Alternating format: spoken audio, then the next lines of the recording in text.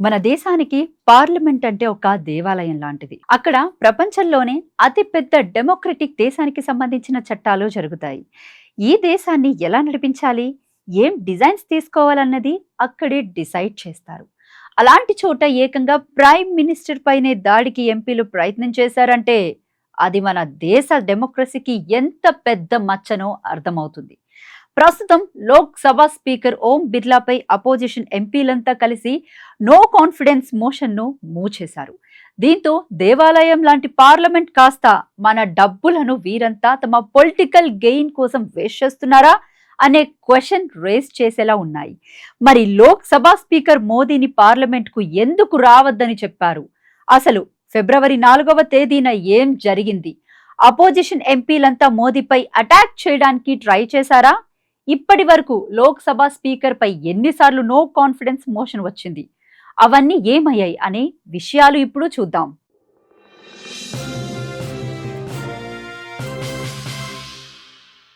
First, ఓం బిర్లాపై ఎందుకు no confidence motion ను ఇచ్చారో ఇప్పుడు చూద్దాం. ఈ మోషన్ ను మూవ్ చేయడానికి కాంగ్రెస్ లీడర్షిప్ లో 118 మంది అపోజిషన్ ఎంపీలు లోక్సభ సెక్రటరీ జనరల్ ఉత్పల్ కుమార్ సింగ్ కు నోటీస్ ఇచ్చారు. సభను నడిపించడంలో బిర్లా తీవ్ర పక్షపాతంతో పనిచేస్తున్నారని, రాజ్యాంగబద్ధ కార్యాలయాన్ని దుర్వినియోగం చేస్తున్నారని వారు అలిగేషన్స్ చేశారు. కాంగ్రెస్ మెంబర్స్ పై ఆయన కొన్ని బేస్లెస్ అలిగేషన్స్ చేశారని కూడా చెప్పారు. కాన్స్టిట్యూషన్ లోని 94C ప్రకారం లోక్సభలో కాంగ్రెస్ పక్ష నేత Gaurav Gogoi, chief whip K Suresh, whip Mohammed Javed కలిసి నోటీసుని ఇచ్చారు. కాంగ్రెస్, డిఎంకే, సమాజ్వాదీ కమ్యూనిస్టులు, ఆర్జేడీ, శివసేన, యూబీటీ, ఎన్సీపీ, ఎస్పీ లాంటి పార్టీలు ఎంపీలు దీనిపై సంతకాలు చేశారు. లోక్సభ అపోజిషన్ లీడర్ అయిన రాహుల్ గాంధీ మాత్రం ఇందులో సంతకం చేయలేదు. తృణమూల్ నుంచి మాత్రం ఈ నో కాన్ఫిడెన్స్ మోషన్ పై ఎవరూ సంతకం చేయలేదు. రూల్స్ ప్రకారం ఈ అంశంపై చర్చ పూర్తయ్యే వరకు సభకు రాకూడదని ఓం బిర్లా డెసిషన్ తీసుకున్నారు. అసలు ఈ నో కాన్ఫిడెన్స్ మోషన్ ఎందుకు ఇచ్చారు అనడానికి కాంగ్రెస్ పార్టీ 3 పాయింట్స్ ను మెన్షన్ చేసింది. ఆ వెంటంటే నంబర్ 1, నవరనే రాసిన బుక్ పై మాట్లాడేందుకు రాహుల్ గాంధీకి అవకాశం ఇవ్వకపోవడం. నంబర్ 2, ఎక్స్ ప్రైమ్ మినిస్టర్స్ పై పర్సనల్ అలిగేషన్స్ చేసిన బీజేపీ ఎంపీ నిషికాంత్ దూబేను పనిష్ చేయకపోవడం. నెంబర్ 3, 8 మంది ఎంపీలను సస్పెండ్ చేయడం. ఈ 3 రీజన్స్ చెప్పి స్పీకర్ పై నో కాన్ఫిడెన్స్ మోషన్ ను సర్వే చేస్తున్నామని చెప్పారు. దీంతో పాటు అందులో మెన్షన్ చేయకపోయినా కొందరు కాంగ్రెస్ ఎంపీలు ప్రైమ్ మినిస్టర్ సిట్ దగ్గరికి వెళ్లి ఆయనపై దాడి చేసేందుకు ప్రయత్నించారన్న రీజన్ తో దీన్ని ముందే గుర్తించి మోదీను మీరు సభకు రావద్దు, మీపై కొంతమంది అటాక్ చేయడానికి ట్రై చేస్తున్నారు, మీరు పార్లమెంట్కు వస్తే ఏదైనా జరగచ్చు, కాబట్టి లోక్సభకు రావద్దని ఫిబ్రవరి 4న చెప్పారు. ఈ విషయం బయటకు రాగానే అపోజిషన్ ఎంపీలంతా ఆగ్రహం చూపించారు. ప్రధానిని పార్లమెంట్కు రావద్దని స్పీకర్ ఎలా చెబుతారని క్వశ్చన్ చేస్తున్నారు. మేము అటాక్ చేయడానికి ట్రై చేయలేదని అన్నారు. అదంతా అబద్ధమని అపోజిషన్ ఎంపీలంతా చెప్పారు. మరి అసలు ఫిబ్రవరి 4న ఏం జరిగింది చూద్దాం. ఆ రోజు కాంగ్రెస్ పార్టీ ఉమెన్ ఎంపీలు లోక్సభలో ప్రొటెస్ట్ చేశారు. సరిగ్గా అదే రోజు రాష్ట్రపతి ప్రసంగంపై ధన్యవాద తీర్మానంపై చర్చించాల్సి ఉంది. ఈ సందర్భంగా ప్రధానమంత్రి నరేంద్ర మోదీ సభకు వచ్చి స్పీచ్ ఇవ్వబోయే ముందు ఈ ఇన్సిడెంట్ జరిగింది. కాంగ్రెస్ ఎక్స్ మినిస్టర్స్ జవహర్లాల్ నెహ్రూ, ఇందిరాగాంధీ లాంటి వాళ్లపై బీజేపీ ఎంపీ నిషికాంత్ దూబే చేసిన ఆరోపణలు, పుస్తకాల నుండి చదివిన పాఠాలను వ్యతిరేకిస్తూ అపోజిషన్ లోని కాంగ్రెస్ ప్రొటెస్ట్ చేసింది. ఉమెన్ ఎంపీలు బ్యానర్లు, ప్లకార్డులు చేత పట్టుకొని సభలోని హాల్లోకి ఎంటర్ అయ్యి నినాదాలు చేస్తూ ప్రధానమంత్రి సీట్ ను దగ్గరకు వచ్చారు.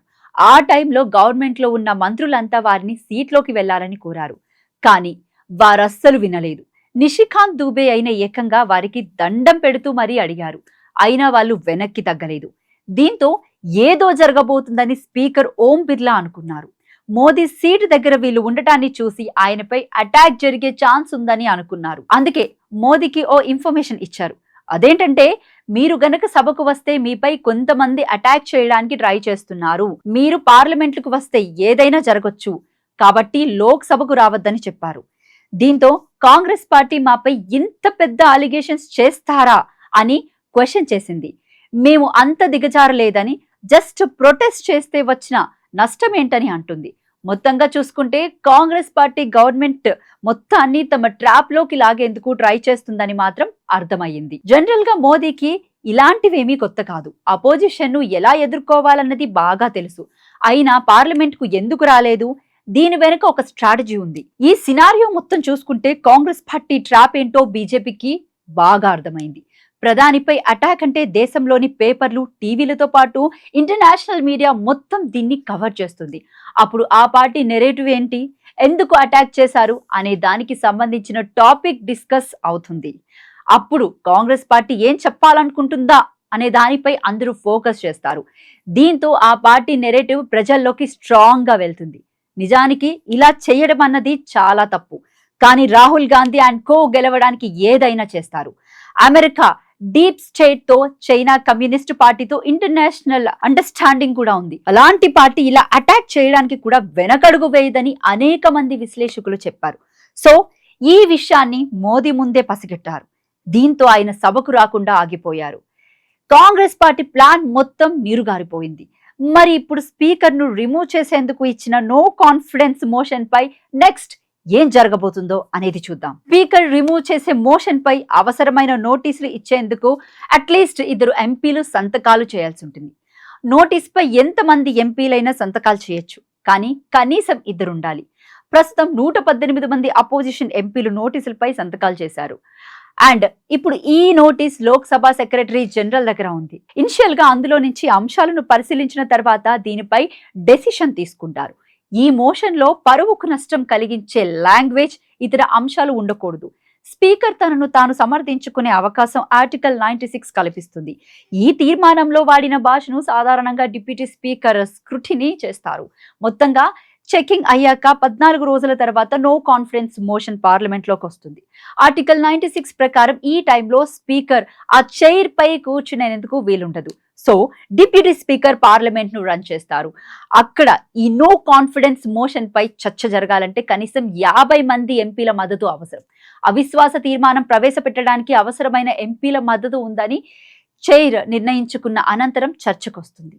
నెక్స్ట్ 10 days లో దీనిపై చర్చ జరగాల్సింది ఉంటుంది. సభా ముందుకు ఇటువంటి తీర్మానాలు వచ్చినప్పటికీ ఇప్పటి వరకు ఒక్కటి కూడా ఆమోదం పొందలేదు. ప్రస్తుతం ప్రభుత్వానికి పూర్తి మెజారిటీ ఉన్న నేపథ్యంలో ఇది కూడా ఆమోదం పొందకపోవచ్చు. మరి స్పీకర్ ను రిమూవ్ చేయలేమని తెలిసినా ఎందుకు ఇలా ట్రై చేశారు చూద్దాం.